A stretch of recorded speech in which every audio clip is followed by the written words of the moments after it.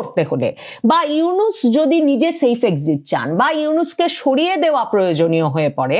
তাহলে আসলে বাংলাদেশের এই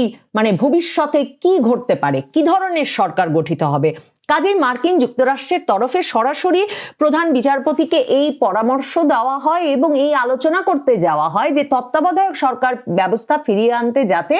আদালত সক্রিয় হয়ে ওঠে এবং প্রধান বিচারপতি সৈয়দ রেফাত আহমেদ যাতে প্রস্তুত থাকেন সদ্য সাবেক প্রধান বিচারপতি হিসেবে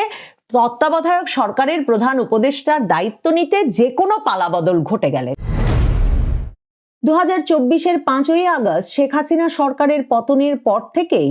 তত্ত্বাবধায়ক সরকার ব্যবস্থা বাংলাদেশে আবার ফিরে আসে কিনা এই নিয়ে আলোচনা একরকমের তুঙ্গে ছিল। কারণ দেখেন, যখন ইউনূস সরকার গঠিত হলো তখন অন্তর্বর্তীকালীন সরকার বা একটা অনির্বাচিত সরকার দ্বারা দেশ পরিচালনার কোনো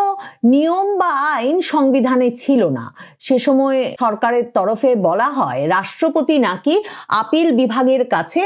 106 অনুচ্ছেদ অনুসারে পরামর্শ চেয়েছেন এবং তার ভিত্তিতে আপিল বিভাগের সকল বিচারপতিরা মিলে, প্রধান বিচারপতি সহ সকল বিচারপতিরা মিলে এমন একটা পরামর্শ রাষ্ট্রপতিকে দিয়েছেন যার ভিত্তিতে ইউনূস সরকার গঠিত হতে পেরেছে। এখন পর্যন্ত সেই রেফারেন্সটি কেউ দেখেননি এবং জামায়াতে ইসলামী সহ আওয়ামী লীগ বিভিন্ন তরফে, আর আইনজীবীরা তো বটেই, বারবার বলছেন যে তখন প্রধান বিচারপতি সহ আপিল বিভাগের বিচারপতিরা সেনা সদরে পলাতক ছিলেন বলে পরে সেনাবাহিনীর তরফেই জানানো হয়েছে। কাজেই ওসব গালগল্প, একটা শুনানি অনুষ্ঠিত হয়েছিল এবং তার ভিত্তিতে রেফারেন্স দিয়ে ইউনূস সরকার গঠিত হয়েছে, এটা কোনোভাবেই বিশ্বাসযোগ্য নয়। এবং জামায়াতে ইসলামী পর্যন্ত ঐকমত্য কমিশনের সভায় ইউনূস সরকারকে এই হুমকি দিয়ে রেখেছে যে পরবর্তীতে নিশ্চিতভাবে এই আইনি ব্যাখ্যার প্রশ্ন উঠবে এবং ইউনূস সরকারের বৈধতা নিয়ে আদালতে প্রশ্ন উঠবে, মামলা হতে পারে। এমন অবস্থায় তত্ত্বাবধায়ক সরকার ব্যবস্থা ফিরে আসে কিনা, একটা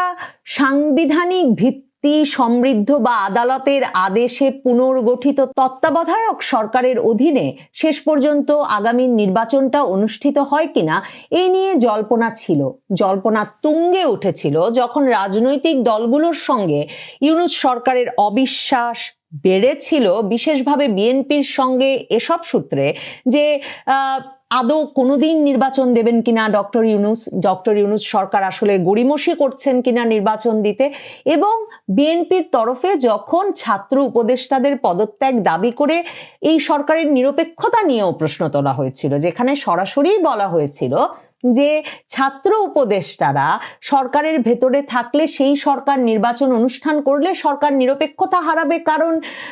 যেই ছাত্র উপদেষ্টারা এখন রাজনৈতিক দল গঠন করছেন এবং যারা নিজেরাই নির্বাচনে অংশ নেবেন বলছেন, তারা সরকারে থাকা অবস্থায় এই সরকার নির্বাচন আয়োজন করলে এই সরকারকে নিরপেক্ষ বলা যাবে না।